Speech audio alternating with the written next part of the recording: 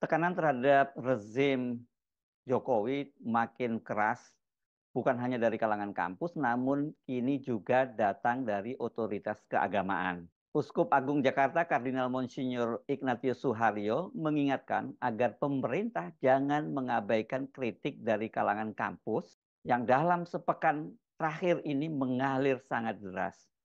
Belajar dari sejarah, termasuk sejarah kenabian, para penguasa yang tidak mau mendengarkan kritik itu bahayanya akan tumbang. Kalau dalam perspektif iman Kristiani, dalam sejarah itu selalu ada kerajaan.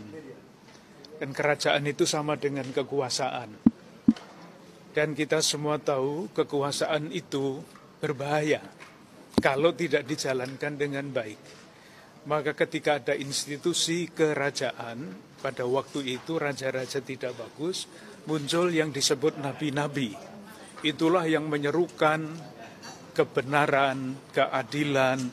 Ketika negara tidak adil, nabi muncul menyerukan keadilan. Saya kira situasinya setiap zaman seperti itu.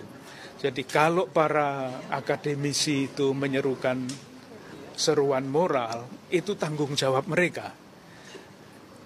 Dan ditujukan jelas kepada institusi yang memegang kekuasaan. Dinamika seperti itu dalam sejarah selalu ada.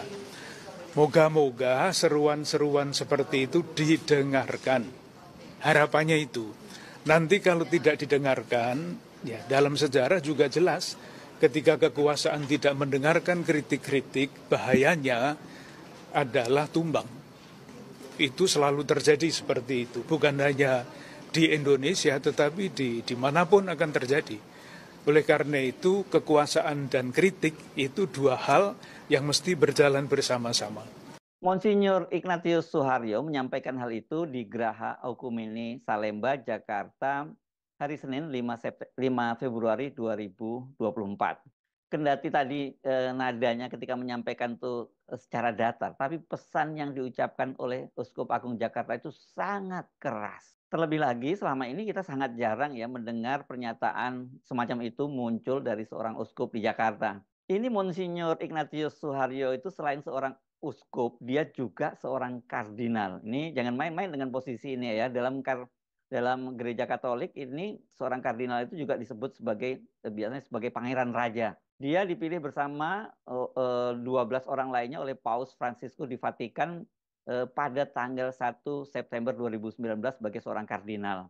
Kardinal ini memang bukan hierarki ya di gereja Katolik, tapi dia disebut sebagai uskup spesial. Dan Ignatius Suharyo, Monsinyur Ignatius Suharyo ini menjadi kardinal atau uskup spesial ketiga yang pernah dimiliki oleh umat Katolik di Indonesia. Dua lainnya juga sangat terkenal dulu adalah Kardinal Justinus Darmo Yuwono dan Kardinal Julius Dharma Atmaja.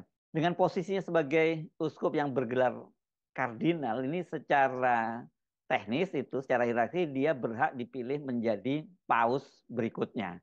Jadi dengan begitu suara dari Monsinyur Ignatius Suharyo ini tidak bisa dianggap sepele, apalagi dianggap cemen sembarangan, ada muatan politis gitu ya.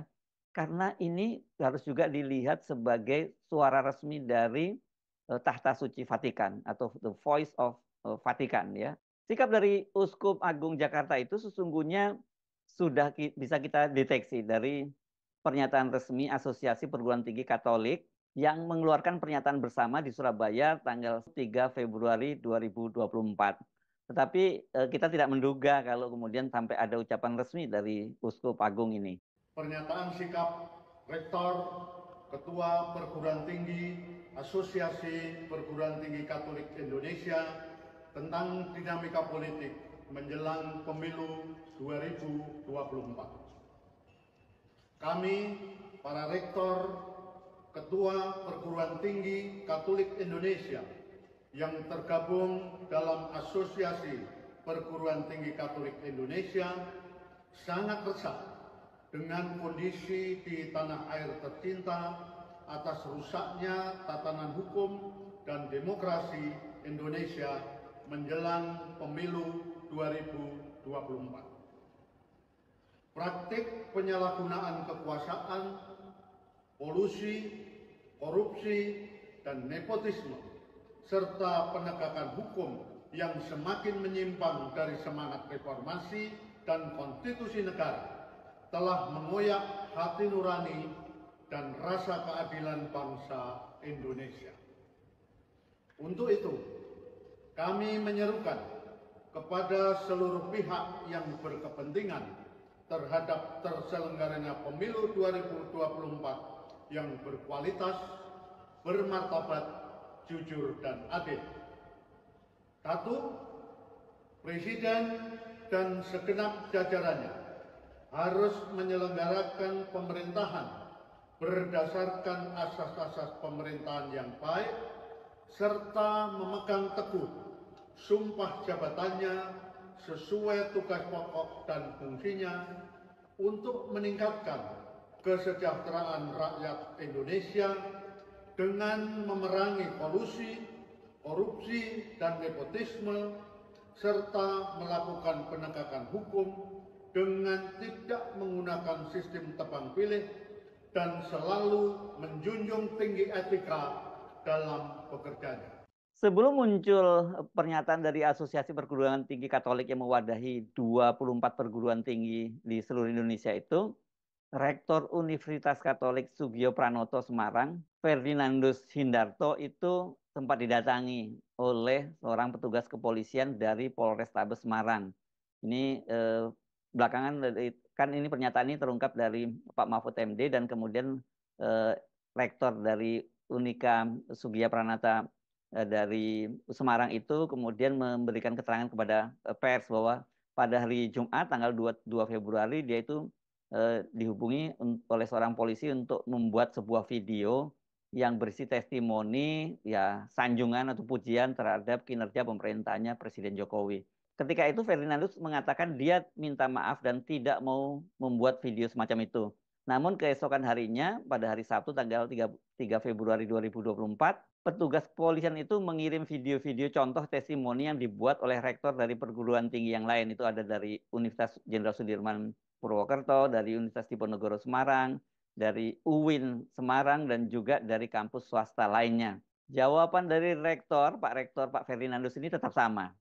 Jadi dia tetap menolak untuk membuat testimoni semacam itu. Dan petugas itu kemudian memohon dengan memelas, Pak, Mbok, dikasihani saya. Dan pada waktu itu dijawab begini, saya tahu panjenengan menjalankan tugas, tetapi saya harus menghormati pilihan saya. Tolong hormati pilihan kami. Tidak putus asa, polisi tersebut kemudian masih menawar. Ya, tidak perlulah membuat video, tapi cukup bikin pernyataan sambil diberi contoh. Ada salah satu rektor di Semarang yang membuat pernyataan. Ya, tertulis ini maksudnya, tidak dalam bentuk video. Namun permintaan itu tetap ditolak dan kemudian muncul itu tadi ya pernyataan sikap bersama karena tanggal 3 itu kan pernyataan bersama di Surabaya oleh Asosiasi Perguruan Tinggi Katolik tadi. Dan kemudian sekarang ini dengan munculnya pernyataan dari Uskup Agung Jakarta, kita jadi paham bahwa sikap dari Asosiasi Perguruan Tinggi Katolik tadi adalah sikap resmi dari otoritas Katolik di Indonesia. Nah, ini jadi seru ya. Ini Pak, saya kira ini kaitannya pernyataan dari Uskup Agung Jakarta ini merespon apa yang disampaikan oleh Istana karena sebelumnya Istana kan melalui koordinator staf khusus Presiden yakni Ari Dwi Payana itu yang menilai bahwa berbagai pernyataan dari para guru besar di berbagai perguruan tinggi itu sebagai manuver politik yang partisan. Dia menyebutnya ini melalui orkestrasi elektoral kalau nggak salah begitu nyebutnya ya. Dan pernyataan ini yang kemudian mengundang kemarahan dari para guru besar di berbagai perguruan tinggi, termasuk dari UGM, jadi Profesor Kuncoro, ya, guru besar di UGM yang membacakan petisi Bulak Sumur. Ini yang kemudian menjadi petisi itulah yang kemudian mendorong kampus-kampus lain juga kemudian membuat pernyataan sikap serupa. Hal yang sama juga disampaikan oleh Menteri Investasi Bahlil Lahadalia. Tetapi Bahlil menyatakan bahwa dia menghormati gerakan-gerakan itu. Nah ini yang jadi masalah, dia meyakini bahwa dia yakin itu ada yang menggerakkan. Ini kata dia berdasarkan pengalaman dia sebagai mantan aktivis mahasiswa yang dulu juga sering demo-demo turun ke jalan. Itu kata Bahlil. Sikap dari Istana dan para Menteri Jokowi inilah yang tampaknya kemudian membuat Uskup Agung Jakarta, Monsinyur Ignatius Suharyo, mengingatkan bahayanya bila seorang penguasa tidak mau mendengar kritik. Bahasanya tadi itu bahasa ya bahasa kenabian ya, karena tadi menyatakan bahwa